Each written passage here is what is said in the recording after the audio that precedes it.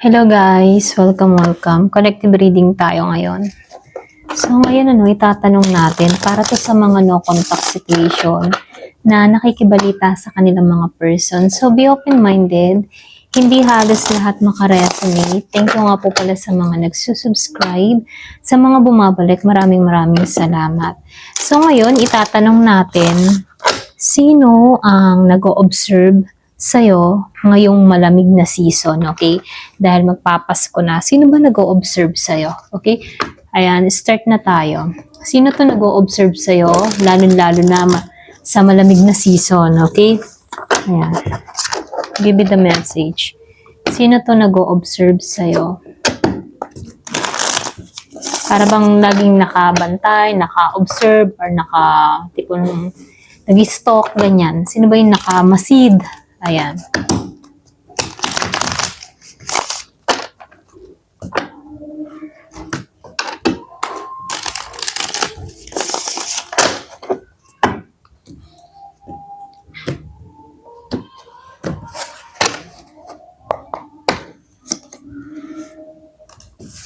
Lumabas ang Ten of Cups. Meron ditong the Tower reverse. Wow. So, Queen of Pentacles upright. Ace of Cups reverse.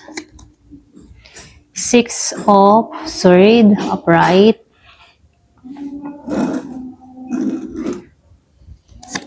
So, meron ditong Ace of Swords reverse. Meron ditong Six of Pentacles upright. Ten of Swords reverse. The Devil reverse. Ayan, pasensya na kay Shopee. Meron ditong Six of Cups upright. King of Swords upright.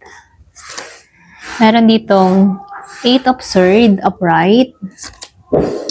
And the King of Wands reverse. Malakas dito, Gemini, Libra, and Aquarius, Virgo, Taurus, Capricorn, Scorpio, Cancer, and Pisces. Mangilan-ngilan lang ang fire sign, Aries, Leo, Sagittarius.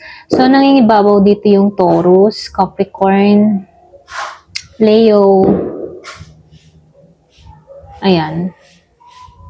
So, meron ding Pisces, mangilan-ngilan. Pero ganun pa man, energy yung babasahin natin. Okay? So, start na tayo. So, dito,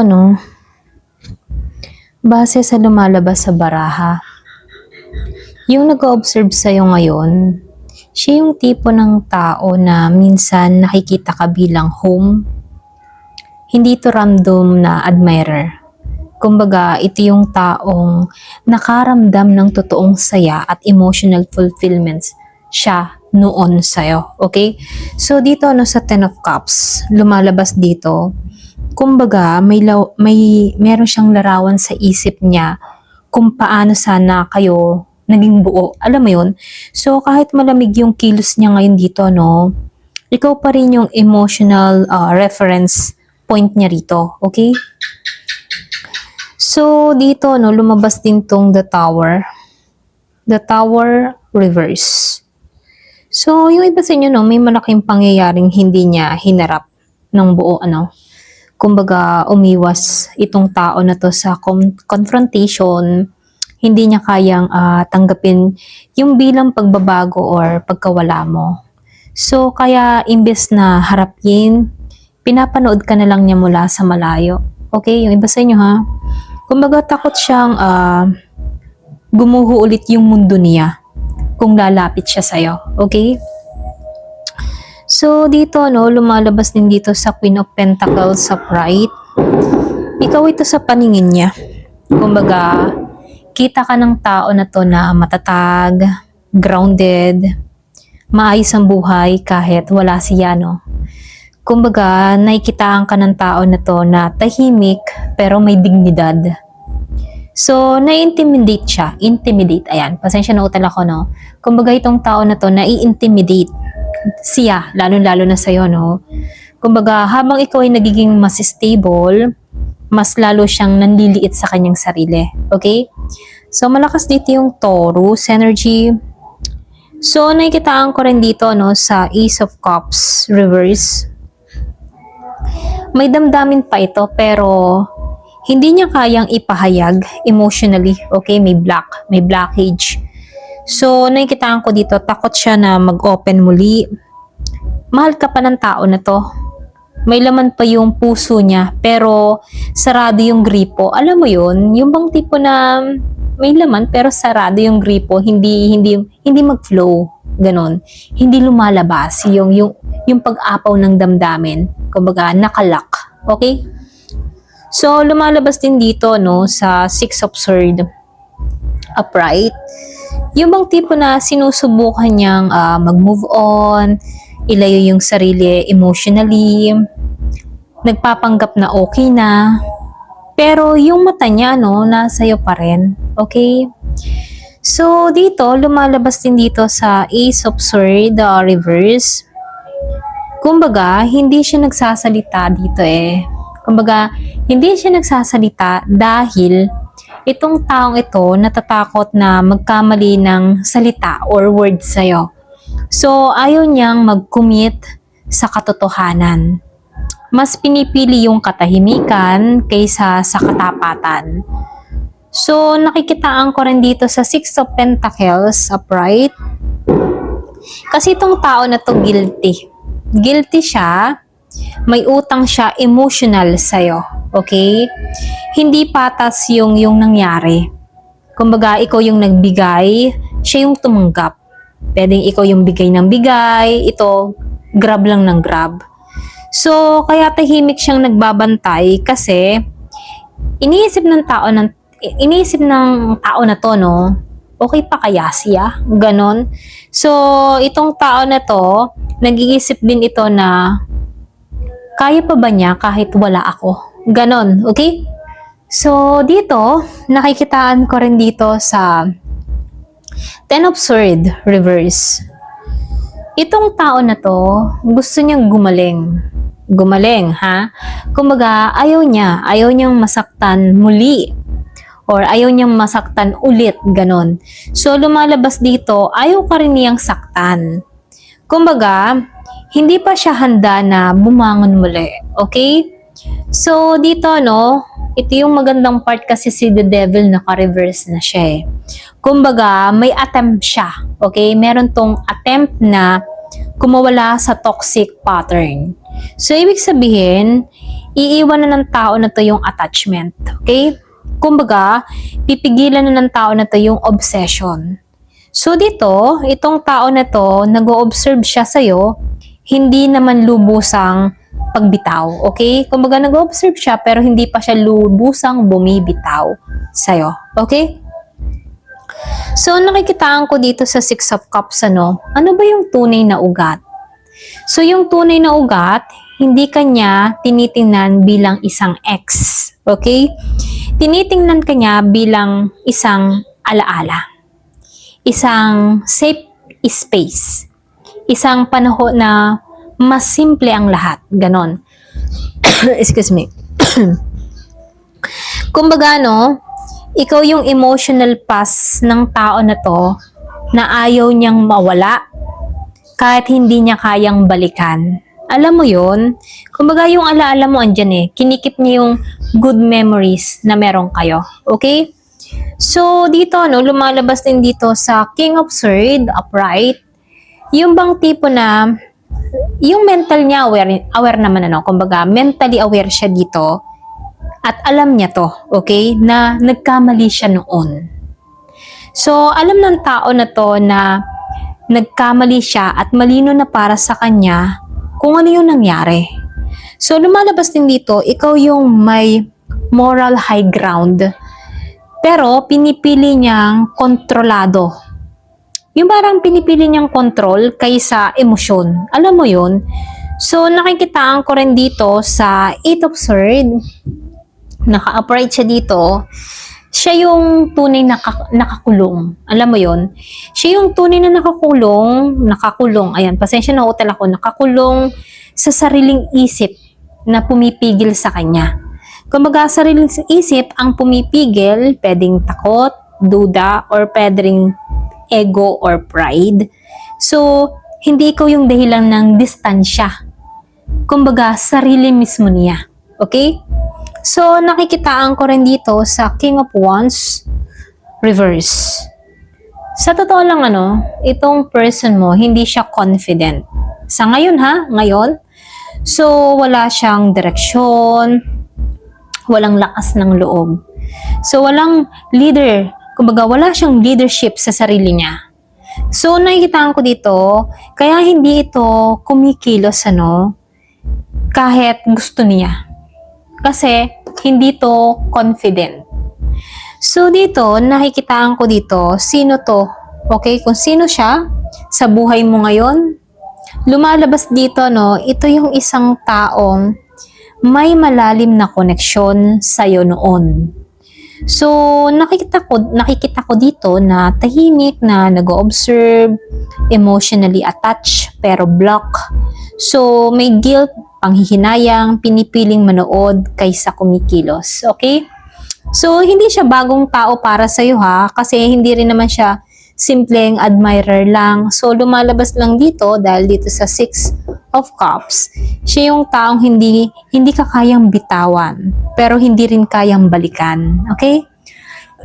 Excuse me. So, yung mensahe para sa'yo, ngayong cold season kasi magdi-December na. So, malamig. Kumbaga, malamig yung Pasko. So, ikaw yung nag-heal dito. Lumalabas din dito, ikaw yung nagiging buo. Ikaw ay tahimik na umuusad. Habang siya ay nakatingin, ikaw ay lumalagpas na. So, ibig sabihin, malaki na yung mga nangyayaring pagbabago sa'yo. Okay? So, ngayon itatanong natin, ano ba yung pumipigil sa taong ito? Bang tipong, ano ang pipigil or magtutulak sa kanya para kumilos? Okay? So, tingnan natin, kung meron din bagong manunod sa, yung bang tipong kung meron din bang bagong darating. Kasi, itong person mo para bang naka-stuck siya. So, ngayon itatanong natin, kung meron bang, ano ba yung pumipigil o nagtutulak sa kanya? Bakit ganito siya? Okay? So, yun na lang ang tanong natin dito. Ano ba yung pumipigil sa taong ito or ano ba yung magtutulak din sa kanya kung bakit ganito siya? Okay? So, tingnan natin, meron bang pumipigil or meron dito nagtutulak kung bakit nagiging ganito yung kanyang inaasal, pag-uugali, yung emotion, mga ganyan Ano ba yung pumipigil sa kanya? So, ano yung pumipigil sa taong ito? Bakit ganun yung kanyang... Ayan, pasensya, minapalahok ko. Ayan, so start na ulit tayo. Ano ba yung pumipigil sa kanya? Or magtutulak sa kanya? Bakit siya ganyan? Okay? Give me the message. Ano yung pipigil o magtutulak sa kanya? Give me the message. Strength. Temperance reverse. Page of Swords upright. So, to observe the upright. So, meron ditong Five of Cups reverse. So, dito, the Hierophant upright. King of Wands reverse. Six of Cups reverse. The Moon. Seven of Wands. The World. Two of Cups reverse. And the Judgment. Okay, so may Judgment dito. So, dito, ayan, pasensya. So, dito, nakikitaan ko dito yung Strength upright.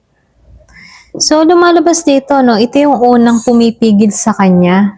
Pwedeng yung sarili niya. Kumbaga, pinipigilan ng tao na to na pigilan yung kanyang sarili. Kumbaga, kontrolin yung kanyang damdamin. Ayaw niyang magpakita ng kahinaan dito, So, lumalabas dito na mas inuuna niya yung pride kaysa pag-amin. So, nakikitaan ko dito, hindi kawalan yung feelings, Takot siya mawalan ng control dito. So, dito, dahil lumabas itong to observe dito, Para ba siyang nasa gitna ng desisyon? Alam mo yon? Yung bang tipo na kumikilos o mananahimik, magsasalita o umiiwas, hanggat hindi siya handang mamilya, no, wala mo nang gagalaw, ganon.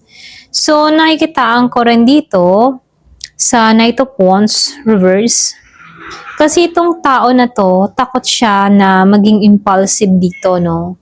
So, pwedeng takot siya na maulit muli yung dating gulo, maparatangan ng pabigla-bigla. Kaya mas pinipili niya na wala kaysa mali, ganun. Alam mo yun, yung bang tipo na mas pinipili niya na wala na lang puntahan kaysa magkamali muli, mga ganun. So, nakikitaan ko rin dito sa Six of Cups reverse.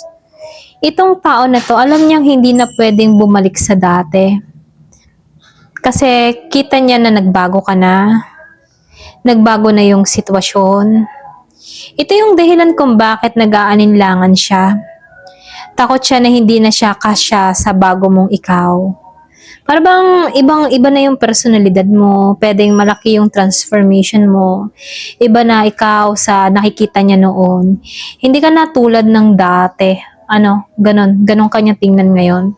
So, lumalabas din dito, no, sa the moon of pride. So, malakas yung anxiety ng tao na to, no. So, pwedeng nag-overthink, takot sa hindi mo, yung bang takot siya na, marami siyang takot dito, no. Meron siyang emotional confusion, kahit gusto niya, kinakain siya ng takot dito. Okay? So, nakikitaan ko rin dito sa Seven of Wands reverse. Itong tao na to, no, wala ka lang alam pero pagod na siyang makipaglaban. Ayaw niya ng confrontation, ayaw niya na ng rejection. So, kaya umaatras na lang siya dito kasi ayaw niya ng ganun, ayaw niya mag-fail.